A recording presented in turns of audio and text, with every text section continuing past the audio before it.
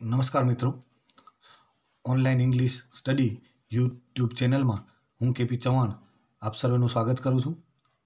આપણે unit 1 a key to heaven એના આપણે સ્પેલિંગની વાત કરી. આજે આપણે છે એ તમને એના એક્સપ્લેનેશન, કારણ કે પાઠ મોટો છે એટલે સ્પેલિંગ પણ વધારે છે, એટલે આપણે પાર્ટ 2માં સ્પેલિંગ કર્યા અને સ્પેલિંગ બરોબર સમજીને તમારે તૈયાર કરવાના છે.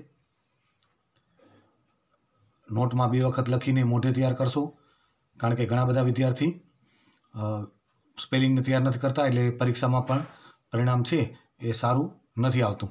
બરાબર? એટલે પરીક્ષામાં પરિણામ લેવા માટે આપણે મહેનત જ કરવી પડે, ખાલી નોટમાં લખવાથી પણ કાંઈ થાય નહીં. એટલે એ પણ તમે ખાસ ધ્યાનમાં રાખજો. તો આજે આપણે યુનિટ એક્સપ્લેનેશન પાર્ટ 1 છે એની આજે આપણે ચર્ચા કરવાની છીએ. એનામાં એક એક વાક્ય આપણે ખબર છે કે કાળ અને કર્તા મુજબ છે, એ આપણે તમારે ધ્યાનમાં રાખવાનું છે. બરાબર?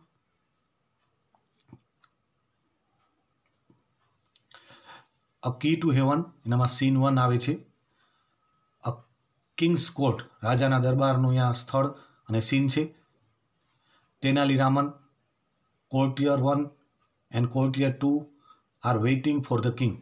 તેનાલીરામન, કોર્ટિયર નંબર 1 અને courtier number 2 are waiting for the king, એ બધા રાજાની રાહ જોઈ રહ્યા છે. બરાબર? જો આર વેઇટિંગ આવ્યું, ઇઝેમાર વત્તા આઈએનજી, એટલે ચાલુ વર્તમાન કાળનું વાક્ય થાય. બરાબર? અહીંયા વુ આર વેઇટિંગ ફોર ધ કિંગ,વુથી જો પ્રશ્ન આવે તો અહીંયા જેટલા કરતા આવે વુના જવાબમાં, એક હોય તો એક અને એકથી વધારે, તો એવી રીતે જવાબ આવે Tenaliraman, courtier 1 and courtier 2 are waiting for the king. તો આવી રીતે વુથી પ્રશ્ન આવે તો વુની જગ્યાએ જે કરતા આવે એને તમારે જવાબ મૂકવાનો હોય. વાક્ય કયા કાળનું? તો ઇઝેમાર વત્તા આઈએનજી, એટલે ચાલુ વર્તમાન કાળ. અને આને કાળને તમારે ચેન્જ કરવાનું આવે ચાલુ ભૂતકાળમાં, તો વોઝ વર વત્તા આઈએનજી થઈ જાય. કોર્ટિયર 2 વર વેઇટિંગ, એટલે કાળની વાક્યના બહુ જ મહત્વની છે, એટલે ધ્યાન રાખજો. There is a sound of trumpets, તુરાઈ આવે, ભૂંગળા જેવું તમને ખબર છે વગાડવાનું આવે, તુરાઈ એને કહેવાય. તો ટ્રમ્પેટ્સ, રાજા કે કોઈ આવે તો એના સ્વાગત માટે અવાજ સાઉન્ડ કરતા હોય છે. એન્ડ ડ્રમ્સ અને તુરાઈનું છે એ અવાજ આવે છે. The king walks in and all the કોર્ટિયર્સ stand up. જો અહીંયા એક જ કાળમાં બે અલગ અલગ કરતા ઠીક વાક્ય છે. જો ધ કિંગ વોક્સ આવ્યું, ક્રિયાપદને એસ લાગ્યું, એટલે હવે તમને સમજાઈ ગયું હશે. ધ કિંગ છે એ ત્રીજા પુરુષ એક વચનમાં છે. બરાબર? એટલે એસ લાગ્યું ક્રિયાપદને, અને એની અંદર એનથી બીજું જોડાયેલું ઓલ ધ કોર્ટિયર્સ. તો ઓલ ધ કોર્ટિયર્સ શું છે? ત્રીજા પુરુષ બહુવચનમાં. બરાબર? એટલે એનામાં ક્રિયાપદનું મૂળ રૂપ લાગ્યું, સ્ટેન્ડ અપ થયું, ખાલી સ્ટેન્ડ્સ એને એસ ન લાગ્યું. એટલે આ બધી બાબતો તમારે ખાસ ધ્યાનમાં રાખવાની છે. Tenaliraman and courtiers, good morning your majesty, બધા એનું અભિવાદન કરે છે. The king, good morning, where are my ministers today. જો વેરથી પ્રશ્ન આવ્યો તો શું? સ્થળને જાણવા માટે. બરાબર? સ્થળ જાણવા માટે વેરથી પ્રશ્ન આવે. વેર આર માય મિનિસ્ટર્સ ટુડે, આજે મારા મિનિસ્ટરો ક્યાં છે? આઈ will discuss the new road project with ધેમ, હું તેમના સાથે નવા રોડ પ્રોજેક્ટની ચર્ચા કરીશ. બરાબર? અહીંયા આઈ વિલ ડિસ્કસ,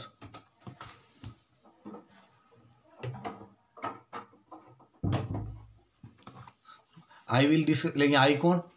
બરાબર? તો ધ કિંગ, પ્રશ્ન તમને પૂછાય, બરાબર, તો ધ કિંગથી પૂછાય, એટલે આઈથી જવાબ તમારો ચાલે નહીં. અને આઈ વિલ આવ્યું એટલે ખબર પડી જશે કે આ વાક્ય સિમ્પલ ફ્યુચર ટેન્સમાં છે. બરાબર?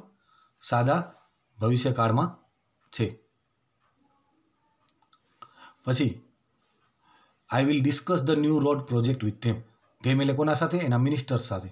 બરાબર? કે હું તેના સાથે નવા રોડના છે પ્રોજેક્ટની ચર્ચા કરીશ. અહીંયા ડિસ્કસ એટલે ચર્ચા કરવી. બરાબર? એટલે આપણે આ સ્પેલિંગ પણ ખાસ ધ્યાનમાં રાખવાના છે. કોર્ટિયર 2, યોર મેજેસ્ટી, અ ગ્રેટ સાધુ ઇઝ ઇન અવર કિંગડમ.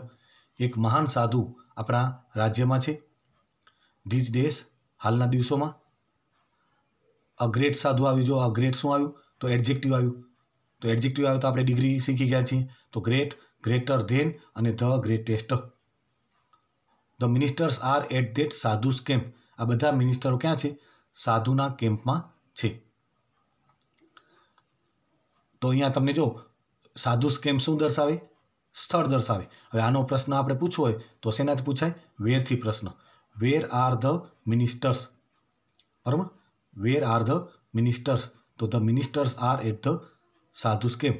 અને હુથી પ્રશ્ન આવે તો who are at that sadhus camp, તો the ministers are at that sadhus camp. એટલે કોઈ પણ તમને કર્તાનો પ્રશ્ન હોય તો હુથી આવે, સ્થળનો હોય તો વેરથી આવે, તો એ પણ તમારે ધ્યાનમાં, એટલે પ્રશ્ન જવાબ તમને બનાવતા આવડવા જોઈએ. પ્રશ્ન જવાબ. ધ કિંગ, અ સાધુ, એક સાધુ કે અ ગ્રેટ સાધુ, અને એ પણ મહાન સાધુ કે હુ ઇઝ ધીસ સાધુ, આ સાધુ કોણ છે કે. જો હુથી પ્રશ્ન આ સાધુ કોણ છે, WH ક્વેશ્ચન. બરાબર. I don't know anything about him, હું તો એના વિશે કાંઈ નથી જાણતો. જો અહીંયા આઈ ડોન્ટ નો આવ્યું, બરાબર, આપણે ખબર પડી જાય. આઈ સાથે ડુ કે ડઝ ક્યારે વપરાય, બરાબર, નકાર અને પ્રશ્નમાં. તો આ વાક્ય ડુ નોટનું ટૂંકું રૂપ, એટલે આ શું થયું, સિમ્પલ પ્રેઝન્ટ ટેન્સનું negative sentence. I don't know anything about him, હું તો એના વિશે કાંઈ જાણતો નથી. હિમ એટલે કોણ, સાધુ, એના માટે સર્વનામ, ત્રીજા પુરુષ એકવચનનું કર્મ વિભક્તિનું સર્વનામ. બરાબર. આઈ એટલે કર્તા વિભક્તિનું થયું, પ્રથમ પુરુષ એકવચન. આઈનું બહુવચન વી થાય અને હિમનું ધેમ થાય, THEM. કારણ કે હિમના સર્વનામના બહુવચન ગણા ના આવડે, કર્મ વિભક્તિનું છે. Do you know something Raman, રાવણને પૂછે છે તું કાંઈ જાણે છે કે. ડુ યુ નો જો ડુથી પ્રશ્ન આવ્યો એટલે શેનો આવ્યો, સિમ્પલ પ્રેઝન્ટ ટેન્સનો. અને કયો પ્રશ્ન, તો ઇન્વર્ઝન ક્વેશ્ચન, ઉલટ પ્રશ્ન, જેનો જવાબ યસ કા નોમાં આવે તે. Do you know something Ravan, રાવણને પૂછે તું જાણે છે કાંઈ, તેનાલી રાવણ છે. રાવણ કે your majesty I heard about this સાધુ, મેં આ સાધુ વિશે સાંભળ્યું છે એ કે. જો એ હિયરનો ભૂતકાળ હર્ડ થાય, હર્ડ HEARD, ખાલી ડી લાગશે હિયરમાં, અને કરતા આઈ અને હર્ડ ક્રિયાપદનું ભૂતકાળ રૂપ, એટલે સિમ્પલ પાસ્ટ ટેન્સ, સાદો ભૂતકાળ થયો. હવે નીચે વાક્ય કમ્સમાં જોજો, તો ક્રિયાપદને એસ લાગ્યું તો કયો કાળ થશે, સિમ્પલ પ્રેઝન્ટ ટેન્સ, સાદું વર્તમાન કાળ. કારણ કે એમાં કરતા ત્રીજા પુરુષ એકવચનમાં હોય તો ક્રિયાપદને એસ લાગે. I heard about this sadhu, he comes from the Himalayas, તે હિમાલયથી આવે છે. He comes from the Himalayas, તે હિમાલયસથી આવે છે. He can produce coins holy ash and, ઈ જેને કહેવાય હી કેન પ્રોડ્યુસ, કેનનો ઉપયોગ એટલે એબિલિટી દર્શાવો, કરી શકે છે એમ, પ્રોડ્યુસ એટલે ઉત્પન્ન કરવું, કોઇન્સ એટલે સિક્કાઓ, હોલીએસ એન પવિત્ર રાખ,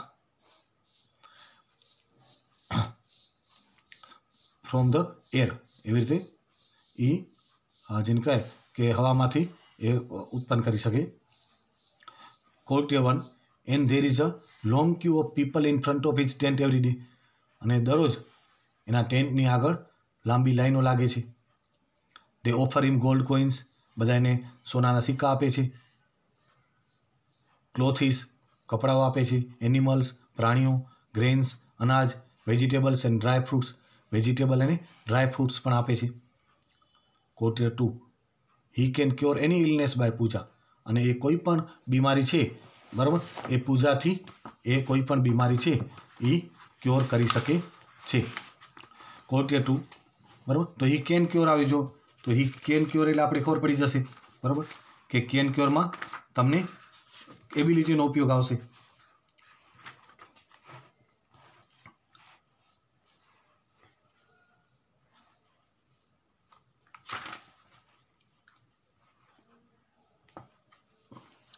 તો એબિલિટી એટલે ક્ષમતા દર્શાવવા માટે, બરાબર. But you need to pay him a big sum for that, પણ તમારે એના માટે શું કરવું પડે, મોટી રકમ ચૂકવવી પડે, બરાબર.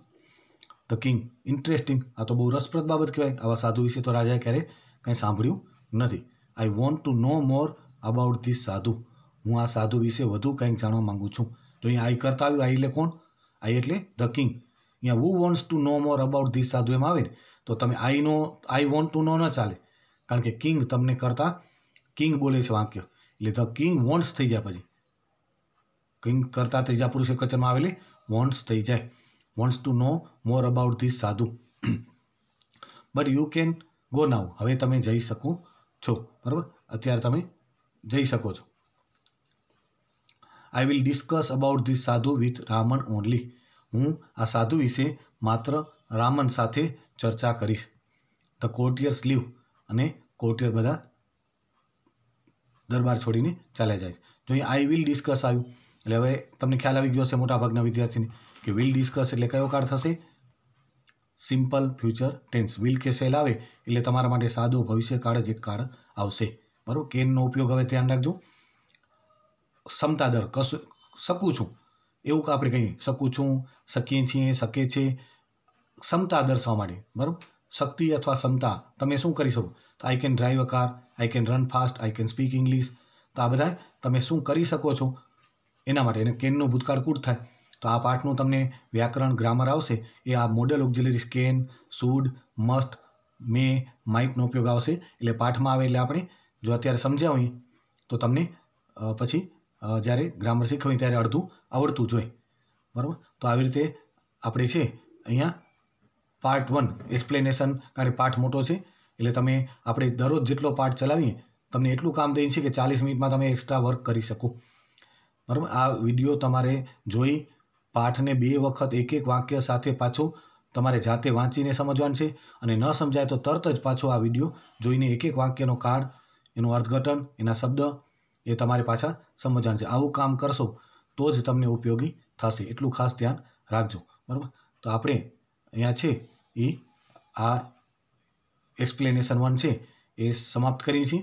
હવે પછી આપણે એક્સપ્લેનેશન 2ની વાત કરશું. આશા રાખું છું કે તમે આટલા ભાગને બરાબર સમજ્યો હશે અને સમજીને વાંચવાના પણ પ્રયત્ન કરશો. Good bye. Thank you.